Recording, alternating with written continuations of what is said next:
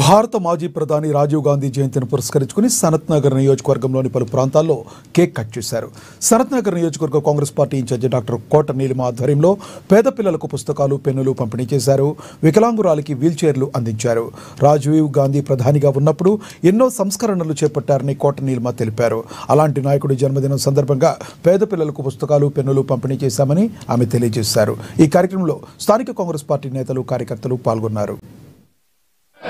రాజీవ్ గాంధీ రాజీవ్ గాంధీ ఇవాళ శ్రీ రాజీవ్ గాంధీ గారి జయంతి సందర్భంగా మొత్తం సనత్ నగర్ కాన్స్టిట్యువెన్సీలో ఎన్నో చోట్ల ఎన్నో కార్యక్రమాలు చేయడం జరిగింది.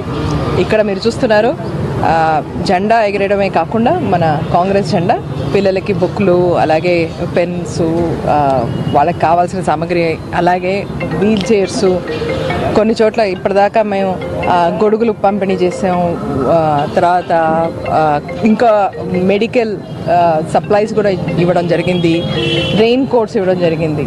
సో ఇవన్నీ మోస్ట్లీ చేసింది మా కాంగ్రెస్ లీడర్స్, మా కాన్స్టిట్యువెన్సీ కాంగ్రెస్ కాడర్. వాళ్ళందరికీ నా ధన్యవాదములు, శుభాకాంక్షలు. మళ్ళీ ఒకసారి ప్రజా సేవే ధర్మం అని చాటి చెప్పిన శ్రీ రాజీవ్ గాంధీ గారి మెమరీలో ఇవాళ ఎంతో మంచి పనులు చేసిన అందరికీ ధన్యవాదములు, శుభాకాంక్షలు.